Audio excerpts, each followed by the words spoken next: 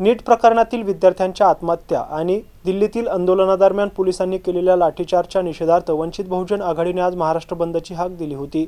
या बंदला छत्रपती संभाजीनगर शहरातही काही प्रमाणात प्रतिसाद मिळाल्याचं पाहायला मिळालंय। बंदच्या पार्श्वभूमीवर वंचित बहुजन आघाडीचे पदाधिकारी आणि कार्यकर्ते सकाळपासूनच शहरातील प्रमुख बाजारपेठेमध्ये उतरले होते।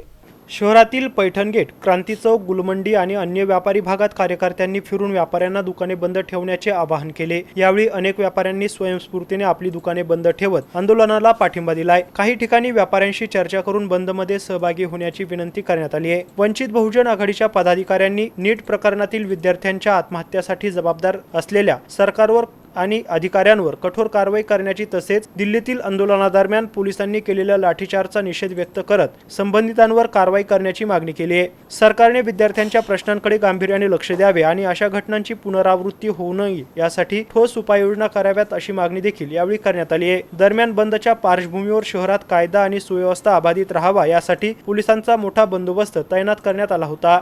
बहुजन आघाडीच्या वतीने आज संपूर्ण महाराष्ट्र बंदची घोषणा करण्यात आली आहे। आज आपण बघू शकतो माझ्या मागे छत्रपती संभाजीनगर मध्ये पैठण गेट बाजारपेठेत आपण आहोत आणि या ठिकाणी वंचित बहुजन आघाडीच्या वतीने महाराष्ट्र बंदसाठीचं दुकानं बंद करण्यासाठीचं विनंती जी आहे ती करण्यात येते व्यापाऱ्यांना आणि काही प्रमाणात व्यापारी देखील याला सहकार्य करताना आपल्याला बघायला मिळत आहेत। अनेक ठिकाणी दुकानं बंद स्वतःहून व्यापारी करत आहेत तर काही ठिकाणी तिथं बंद नाही, तिथं वंचितचे कार्यकर्ते जे आहेत ते दुकानं बंद करायला भाग पडतात।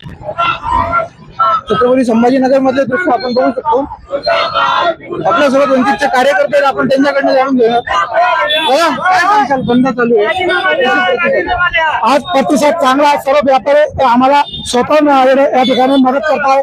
ते स्वतः त्याला ते जेन्युइन प्रश्न आहे जे दिल्लीमध्ये त्या अमानुषमध्ये जे युवकांवर जो अत्याचार झाला आणि त्याच्यात एक युवती त्या ठिकाणी मरण पावली म्हणून त्याच्या निषेधार्थ श्रद्धेय बाळासाहेब आंबेडकरांच्या नेतृत्वाखाली महाराष्ट्र बंद आणि सर्व पक्ष संघटना आमच्या सोबत समर्थन करतात आणि स्वतः बंद करताय। कधीपर्यंत चालू राहणार आहे हा बंद संध्याकाळपर्यंत दिवसभर चालू असणार आहे।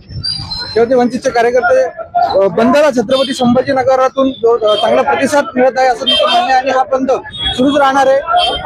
धर्मेंद्र प्रधान यांचा राजीनामा द्यावा आणि जंतर मंतरावरच्या आंदोलनाला पाठिंबा म्हणून छत्रपती संभाजीनगरात हे दृश्य आपण बघू शकतो। एमसीएन न्यूज साठी मी सुमित दांडुके, छत्रपती संभाजीनगर।